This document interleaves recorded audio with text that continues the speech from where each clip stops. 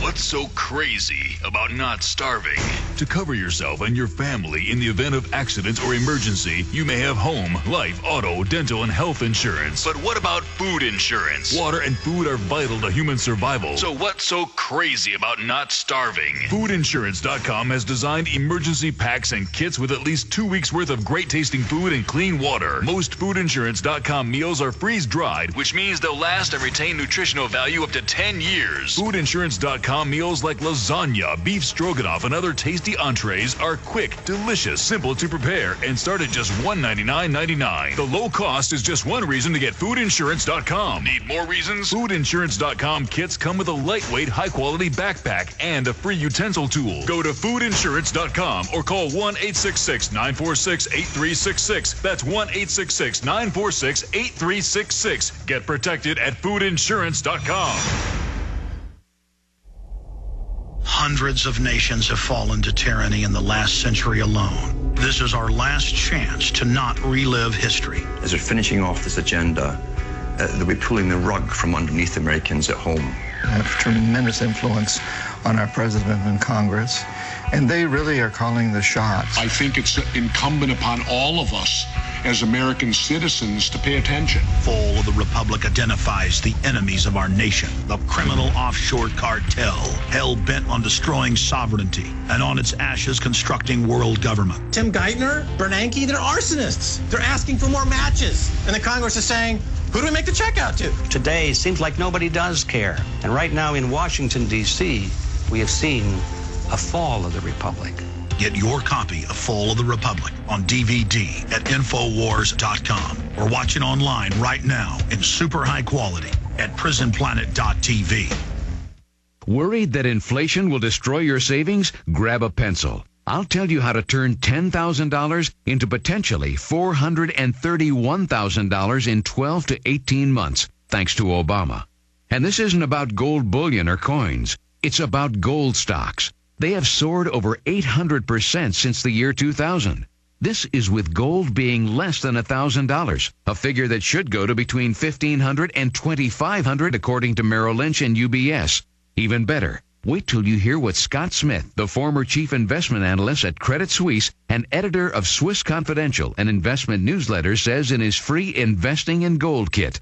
It highlights 7 must-own stocks, including a stock with 6-figure potential whose price has doubled since June. To get his free kit, call 888-722-6600. That's 888-722-6600. Or go to the website, inflationsurvivalkit.com. Hi, this is Alex Jones. Did you know that the global elite are now storing non-hybrid seeds in secret storage vaults near the Arctic Circle? Did you know that in a real meltdown, non-hybrid seeds can become more valuable than silver or gold? It's true, seeds have outperformed even gold and silver before in this country, and it's possible that could even happen again. So our friends at Solutions from Science have put together the perfect mix of non-hybrid seeds. They call it a survival seed bank, and it can produce an endless supply of nutrient-dense food for you and your family. And here's the best part. These seeds have not been genetically modified in any way, and you actually get enough seeds to plant a full-acre crisis garden. So visit them today at survivalseedbank.com. That's survivalseedbank.com, or give them a call at 877-327-0365. That's 877-327-0365. Remember, in a real crisis, non-hybrid seeds are the ultimate barter item. This is Alex Jones for survivalseedbank.com.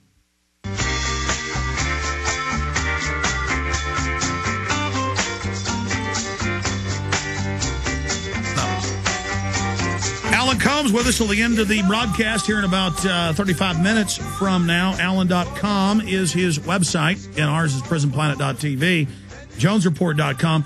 Alan, you heard my question. I mean, I'm really worried about this country because the establishment keeps baiting and switching with the two parties, and I really don't see that big of a difference when it comes to monetary and economic policy. Bush's economic team, basically is Obama's team in many respects, and a lot of it came from Clinton. And all the economists I have on, from the fake left and right, the whole system, say that this is going to destroy us. What's your take on that? Well, I don't know if it's going to destroy us. I mean, no one even saw the economic collapse coming a year and a half ago. But, Alex, you generally don't like who's in office. You see the two parties are similar. You don't think anybody's got the solution. who would you support? I'm just curious because you seem to be against whoever we elect at any given election, and you don't think anybody's got the answers. Who does? Well, no, that's because the establishment, because of the billions of dollars spent on the election cycles every couple of years, is able to select people they already approve of, and then we get to choose from a small, cloistered group of little potentates. And so I'm for Ron Paul. I mean, I like Ron Paul. He was anti-war when Bush was in. He's still anti-war. Right. Ron Paul does what he says. I mean, I don't even like a lot of the policies of Dennis Kucinich, but I would vote for him over most people because he actually believes in what he's saying and does what he says. Yeah, people actually fantasize about a Paul Kucinich or vice versa ticket, which seemed implausible and probably wouldn't win. But look, I don't know the answer to your question. I'd like to believe that the stimulus will work. The market's gone back up. I'd like to believe it's going to open up the credit markets. They said it's going to take till 2010 before we get some kind of financial or jobs back. It took a while to get to this place. It's going to take us a while to get out. I'm not an economist. I don't have the answers. Well, I'll just say this. It's a political cheap shot, as much as I hate George W. Bush and the neocons. You know, I believe they were involved in 9/11, as you know, Alan. Yeah. But as bad as they are... I get email from people who agree with you almost on a daily basis. My issue is to have Obama's people blaming the economic collapse on Bush when it was the Clinton people that got rid of Glass-Steagall. I mean, he is as much to blame, his crew is as much to blame as the Republicans. Well, it's easy to say that. Look, it was Bush who was in office when the collapse happened. It was the deregulation of Republicans. It was the idea that Bush had this thing about the community redevelopment program. Anybody can own a home. That started under Clinton. Bush took it, though, a step further. No mortgage. Don't worry. We'll get you a home. You don't have to have a lot of credentials.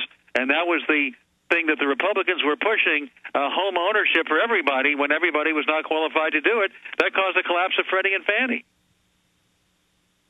Which is my point. The same people... Well, McClatchy's come out with a big list of reports. They got internal documents from Goldman Sachs where 2 years before the collapse, they were secretly betting against housing while they were telling all their clients to buy housing because they wanted to consolidate the market. I mean, are you for auditing the private Federal Reserve, Alan? I don't know a lot about the Federal Reserve. I know that libertarians and people who agree with you often will bring up the Federal Reserve. Again, I'm not an economist. It's not an area that I really know a lot about. So I'm not educated enough to give you an intelligent answer to that question. That's ridiculous. You can't punt on this, Alan. Come on, tell me. I don't know. The Federal Reserve has never been fully audited. Don't you think there should be transparency? Let them audit it, fine. Good. Alan Colmes for auditing the Fed. That's beautiful. Briefly, before we go to break, long segment coming up, what do you think would fix America? I mean, where do you stand on Afghanistan? I want to get out. Why are we spending all this money? Why do we diddle around about health care and people complain about how much money it's going to cost and people yell and scream about where their tax dollars are going? But when it comes to war, nobody questions how long will it be, what will it cost, what's our exit strategy, how much taxpayer dollars are going, how are we going to pay for it? Are our children and grandchildren going to pay for it? Why does nobody ask those questions when it comes to war, but only when it comes to social services?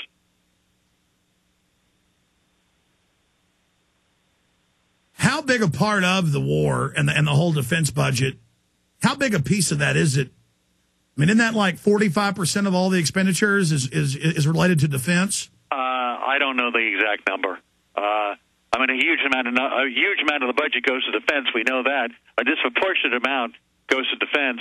A small amount goes to welfare, to public good, to social programs, and yet those are the things the conservatives scream about, but most of their dollars are going elsewhere. So in the final equation, where do you think this country's going to be in 5 years? I couldn't have predicted we'd be where we are now. Who would have thought Obama would be president? Who would have thought the economic collapse? Anybody who tells you now what they know is going to happen in 5 years is just shooting in the wind. I don't know. I said 5 years ago gold would be $1,000 an ounce in 5 years, Alan. Well, you're a genius. You heard it from Alan Colmes. Audit the Fed, and I'm a genius. Yeah. Hey, I like it. Alan, stay with us. I got some real questions coming up after this break. We're on the march. The empire's on the run. Alex Jones and the GCN Radio Network.